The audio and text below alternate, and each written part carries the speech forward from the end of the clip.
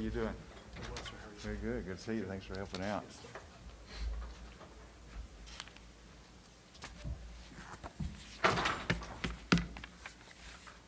Well, thank you for joining me today for today's edition of COVID-19 update, and I'm delighted to be in Hot Springs, Garland County, Arkansas. I'm joined by Dr. Jennifer Delahaye of the Department of Health, as well as Secretary Mike Preston, Secretary of Commerce. We came down earlier, and I had a wonderful trip through Tanner Sports here in Hot Springs that are making not only sporting equipment, but also making masks, and they make, of course, this beautiful mask showing Hot Springs, Arkansas, and Mike probably has one that shows Arkansas, the logo for the Arkansas Economic Development Commission, but it was good to see them and how they're producing, adapting in this time in a very safe way, and continuing to do business. I also want to thank everyone for the previous meeting that we had with some community leaders from hospitals to the community college to the city and county governments and business, where we listened as to how Garland County is adapting in this new environment. We're very, very proud of you as to, and I see the mayor, thank you for participating in that conversation. That really shows how Hot Springs is doing business but being safe at the same time, and I think some of the statistics that we show you shortly will demonstrate that. I wanted to start off by just sharing a letter. I get letters from time to time, and this is, Dear Governor, my name is Colin Thaxton. I am 7 years old. I live in Carlisle, Arkansas. I watch you every day on TV. I like watching Mr. Eddie too. I hope this virus will go away soon so I can go back to school this fall and see all of my friends. Have a good day, and I will keep watching. Love, Colin. And that really reflects really the desire of so many Arkansans. We understand what we're doing. We got to fight the virus. We've got to win, but let's get back to school. Let's get back to life, and that's the objective that we have. Let me go through our cases first. We'll go through our statewide cases, and then we'll come back and look at some in the central and in Garland County as well, central region in Garland County. And so our first slide tells us the number of cases. Yesterday we had 12,917 cases. Today we have an additional 274 cases. That brings us to 13,191. In terms of hospitalizations, 8 additional hospitalizations across the state, bringing us to 214. In terms of deaths, an additional 6 deaths brings us to 188. We have, and so you can see, of course, again on the graph, the high water mark of over 700 in one 24-hour period, and now we're down to 274, but I said that we could be in the 400 a day range for the coming week, so we'll see. Hopefully we'll beat that, but you can see that today's numbers were better. In terms of testing, we did 4,175 tests across the state of Arkansas, which again, it puts us in a position to make our goal of 120,000 tests for the month of June. We have totally, since March 11th, when we declared the state of emergency, we have conducted 208,000 tests. That means we've gone over the 200,000 mark, but in addition, that means that we have tested more than 6% of the population in Arkansas. Now, we want to continue to improve that every month, but that shows how we've significantly expanded our testing. And then if you go to the rolling average, which just goes to show you again the orange line that has us peaking at about 450, it looks like, and we're headed down on the average. We'll see where we go tomorrow. The next slide is the number of currently hospitalized, and we watched that carefully. We dipped down over the weekend right at 200. We're up just a little bit, and that's manageable for us as a state. We have to watch it by region as well. Talking to the hospital administrator here in Garland County, that by the way, you in Hot Springs are serving patients throughout the Southwest, including DeQueen. That's had sort of an uptick in cases, but it's a very manageable level, and they're doing all the routine procedures. And by the way, they've encouraged, they have the capacity, they're doing it. They're about back to 85% of what they were before, but people have put off health needs that need to be addressed, and the hospital is there to serve those needs. You go to the next one is the 7-day rolling average of cases, and now we're going to the central region. And if you have to put this in perspective, this is not 400 up here. This is about 68 cases at the high water mark, and you saw that it dipped down after April. This is the central region, and it's gradually climbed back up, but not to the height that it was. And here it's at a manageable level of about 45, and it's on a dip, on a downward trend for the last day.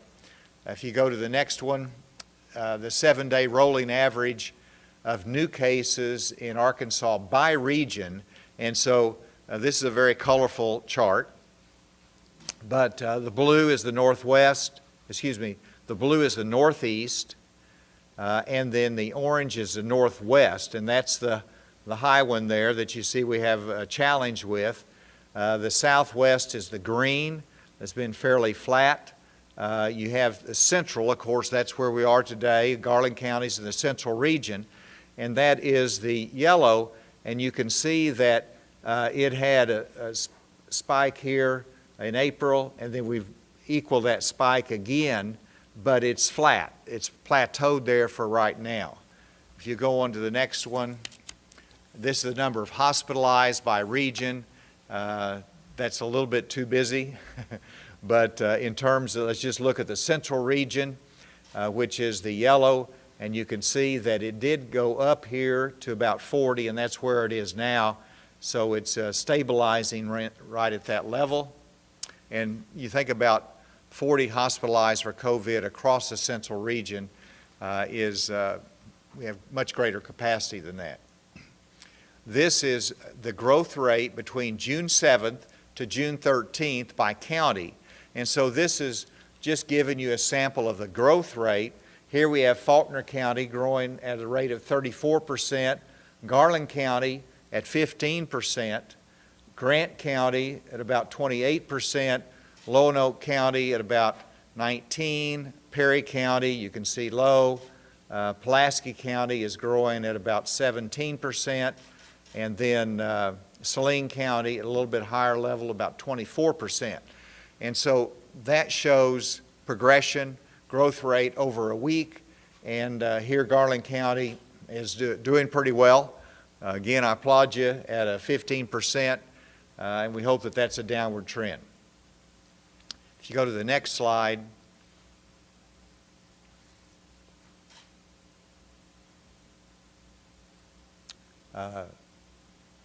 did you already go to? Oh, this is by age group. I'm sorry.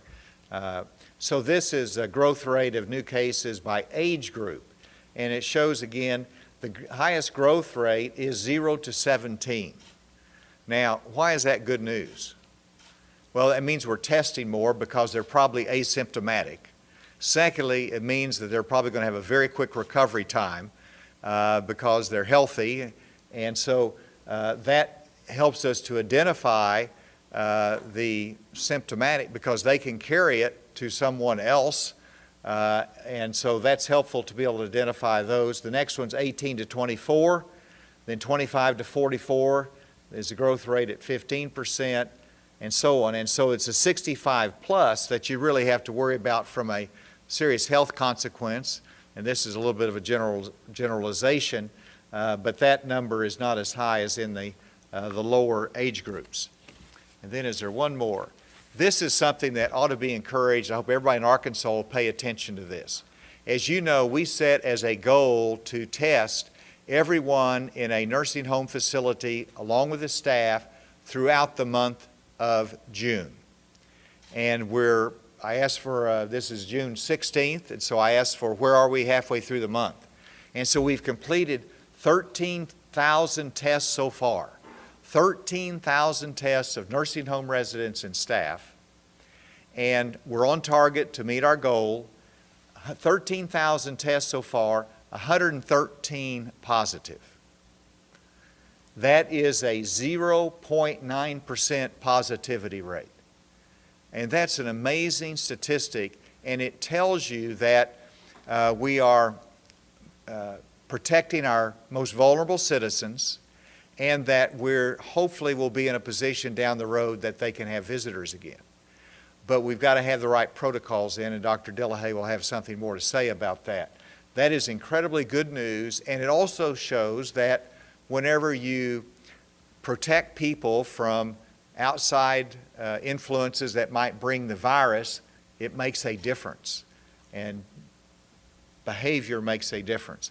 As of Saturday, 150 facilities are tested with 250 remaining, so we do have a ways to go and on track to complete testing this month.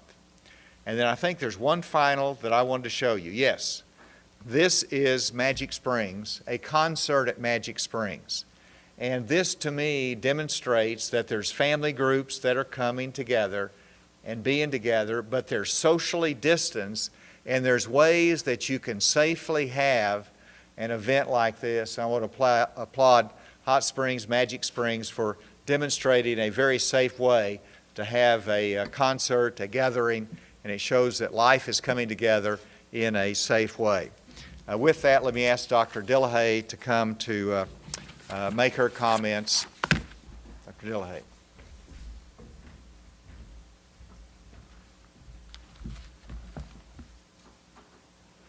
Good afternoon. Thank you, Governor.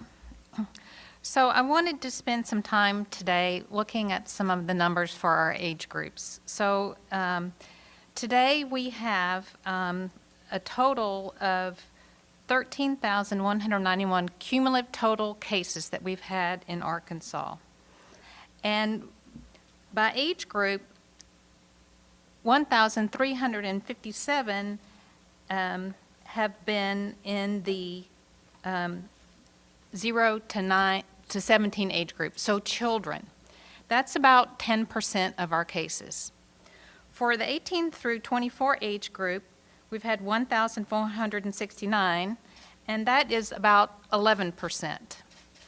Then for the 25 through 44 age group, 5,012, and that's about 38%. So we see a big jump up there, and these are the adults that are going around in the community, taking care of their business, and they are the ones that potentially go to work and could bring the virus home if they do not take the necessary precautions in that age group. 45 through 64 is 3,840, and this is 29%. And then in the 65 plus age group, it's 1,512 with 11.5%.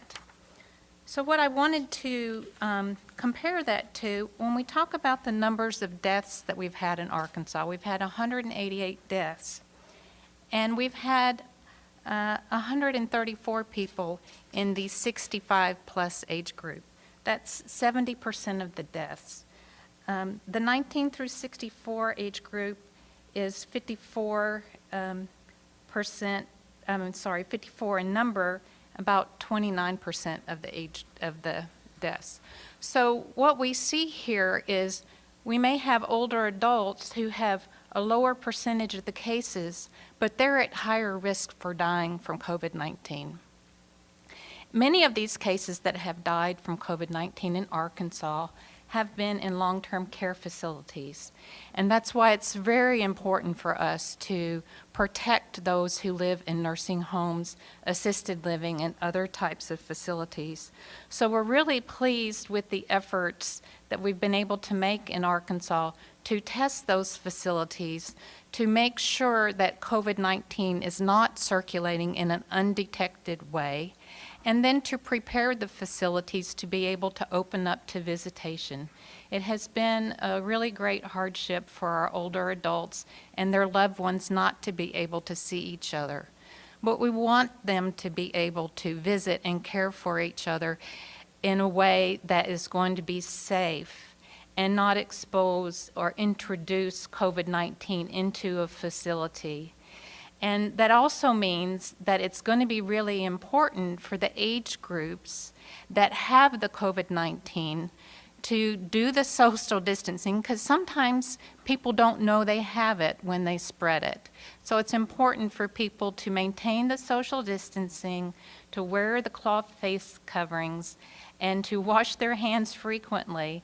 And if we're going to open up our nursing homes so that people can have that loving contact with their loved one who's in the nursing home, then it's going to be really important for us all to do our jobs in the community to reduce the spread of COVID-19 so it cannot enter the long-term care facilities. So thank you. Thank you, Dr. Delahaye. And by the way, tomorrow we do hope to address that more specifically. I've been asked by a lot of people about when are we going to be able to go see our loved one in a long-term care facility. We want to be able to present a plan for the future and give you a timeline, because I know that's a great hope of many Arkansans. Secretary Mike Preston is here, Secretary of Commerce, and I want to give him to give us an update on some of the unemployment numbers and that he sees. Thank you, Governor and Dr. Delahaye. Appreciate it. It's good to be in Hot Springs today. Appreciate Vulcan and Tanner for letting us come out today and see what they're doing and how they've shifted to making these masks with the Arkansas logo. We really appreciate their work, and good to visit with some of the businesses here in Hot Springs and hear some update on the manufacturing side from Triumph and the work that's being done there, and then from Oaklawn and the tourism industry. And Steve, appreciate the work that you guys continue to do. But it was reassuring to hear some positive news that we're starting to see things bounce back a little bit in Garland County, and that's good, and hopefully we'll see that a little bit more throughout the state. And we are on a statewide level seeing a little bit of a leveling off on our unemployment numbers. We see the continued claims continue to drop down week over week over the last consecutively now for 4 weeks, dropping from a high of about 122,000 down to about 106,000 as of this last week of reporting. Additional about 32,000 receiving the pandemic unemployment assistance to date. So those numbers around the state, well, certainly are still much higher than we've ever seen as a state. Collectively, we see them moving in the right direction. And do want to talk today a little bit about the requirements that were waived back when this pandemic first started for unemployment insurance and filing. If you remember correctly, then back then we waived, the governor waived 3 requirements related to the unemployment insurance: the week-long waiting period to get the benefits, the filing in person, and then also the search for work requirement. At the end of this quarter, which will be the end of the month in June, we're going to be going back to the work requirement, the search for work requirement. So as we transition from a quarter, we wanted to make sure, give everyone plenty of time heads up who will be filing claims the week of June 28th into July 4th, that starting that week again, when you do your weekly claim, you'll have to go in and actually certify that you are continually or actively looking for work.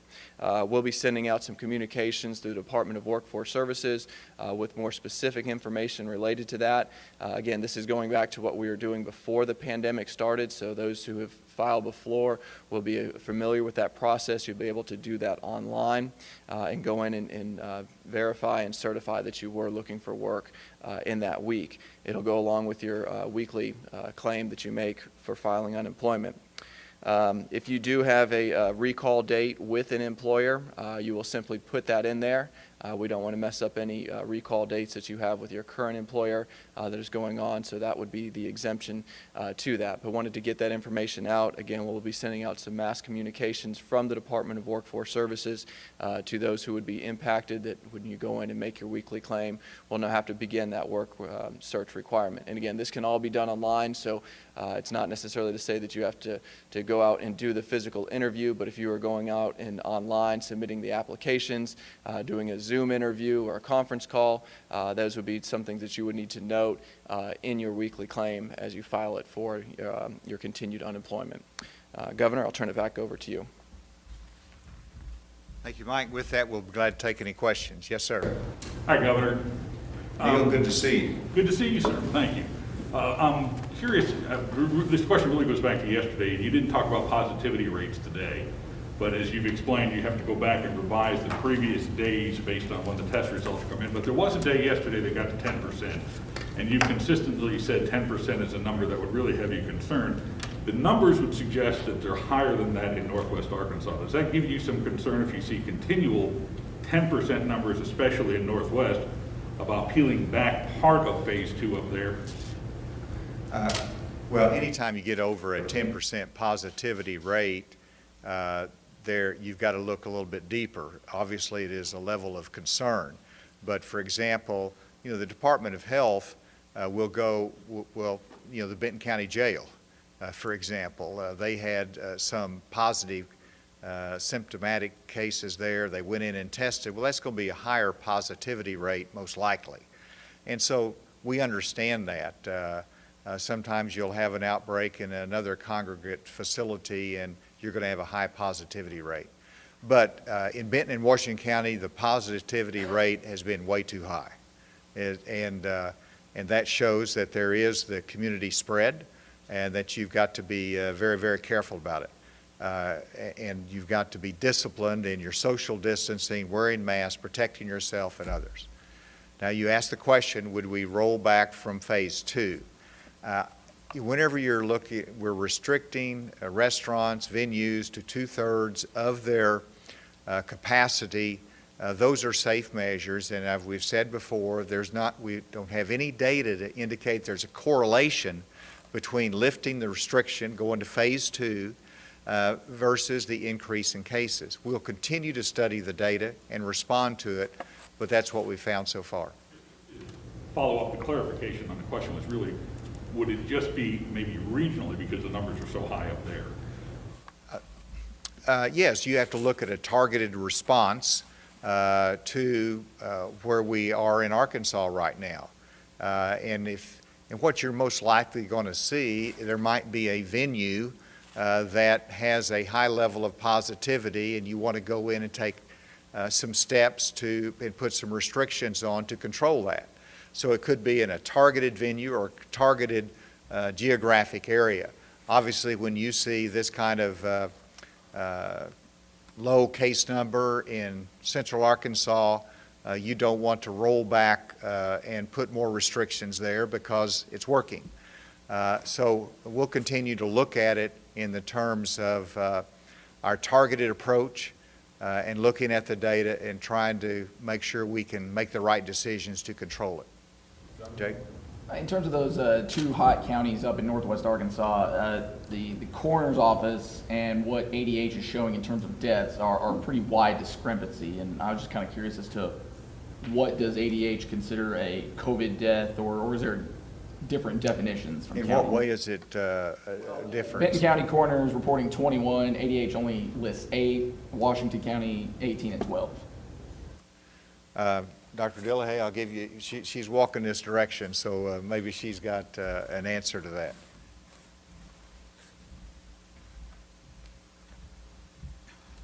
So in general, when we report deaths like we do here, those are reports given directly to the health department.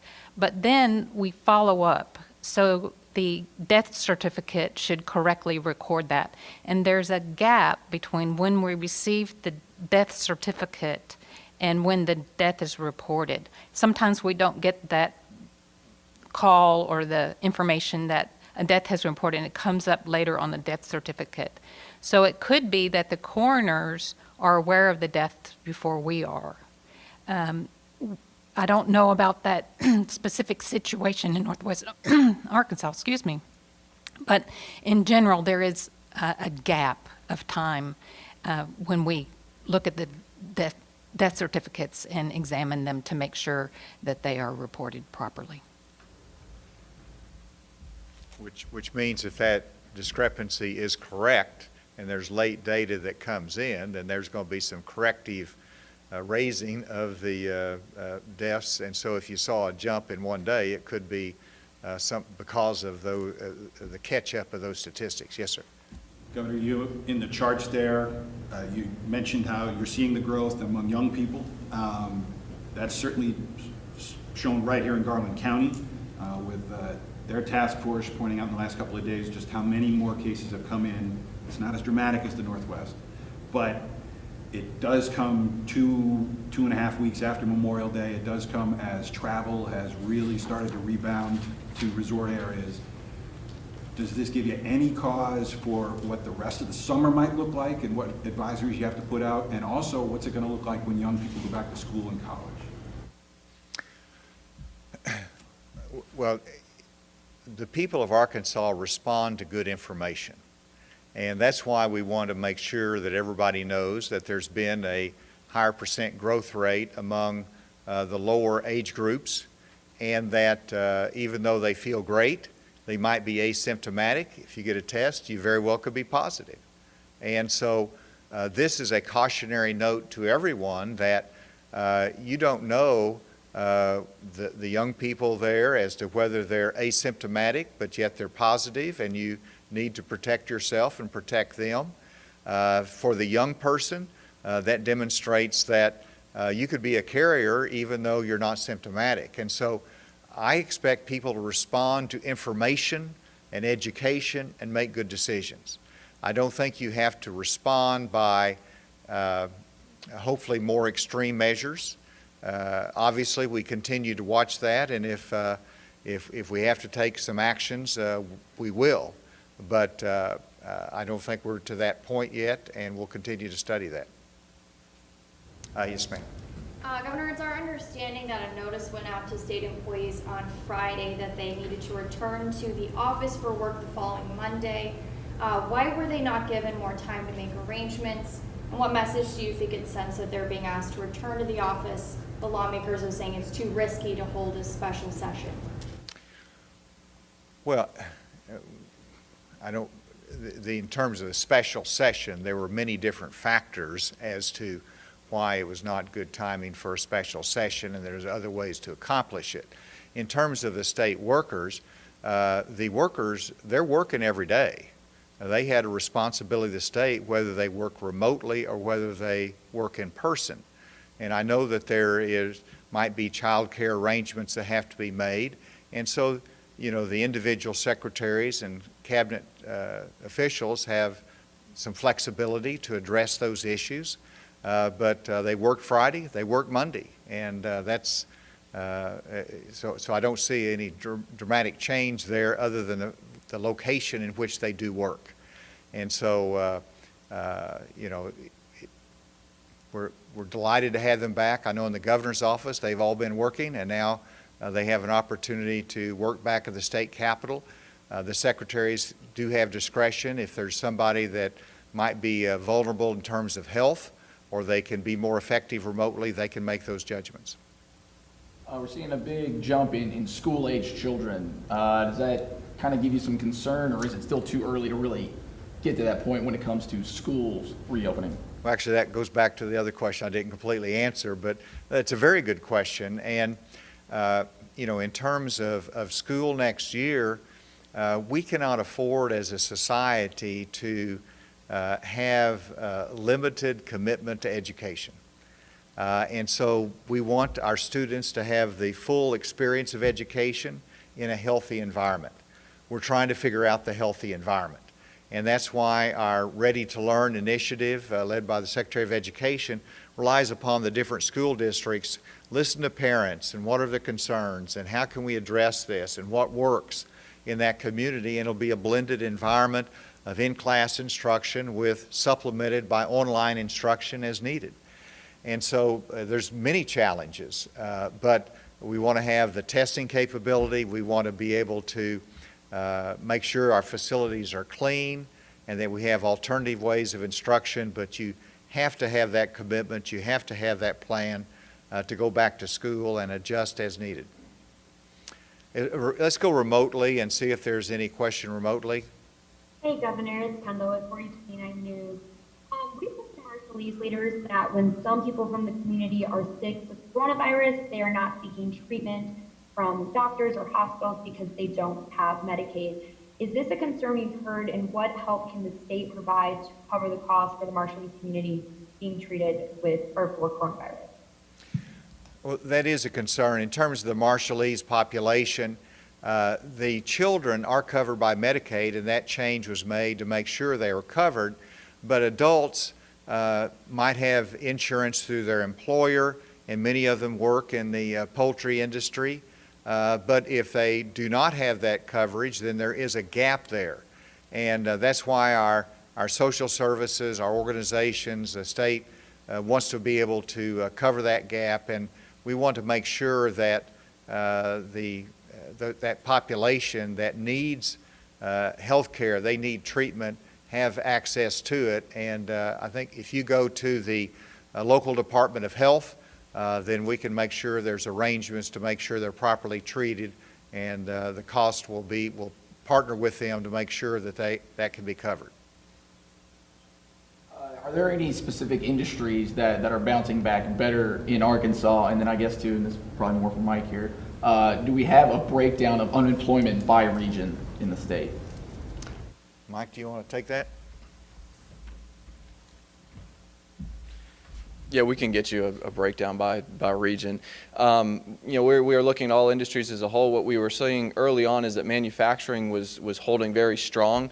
That's starting to see some numbers drop a little bit in that because of the supply chain that other states who are impacted, and we're not seeing some of the supplies moving as they were. So you're seeing some temporary furloughs in the manufacturing sector. Obviously, the hospitality industry is one that was probably hit more so than any other ones. We talked about that a little bit earlier with the community leaders here in Garland County and just what an impact that means there. But we're starting to see that bounce back now. Certainly now that you see the restaurants opening up and getting into phase 2, more and more workers are coming back. So hospitality is certainly one, but you know, this pandemic has been across the board. So even something like a manufacturing that is somewhat insulated is now seeing the impacts. When you have the big 3 out of Detroit and the automobile industry shut down for a number of weeks, that impacts the supply chain. So like a Cooper Tire and Texarkana that then had to close their facility because they didn't have the OEMs to ship directly to. Now that we're seeing them open back up, we're starting to see some of those numbers get a little bit better and start to improve because those sectors are coming back. Let's take one question remotely, then we'll come back and take one question here. Is there a question remotely? Let's come back here. Yes, Neil. Governor, follow up with something you said earlier, and you say it every day about the importance of wearing masks, social distancing, yet when you're out and about, we see a lot of that doesn't happen as much as you'd like it. I know it calls for speculation, but why do you suppose it's so hard to get people to do that? Oh, it's human nature, and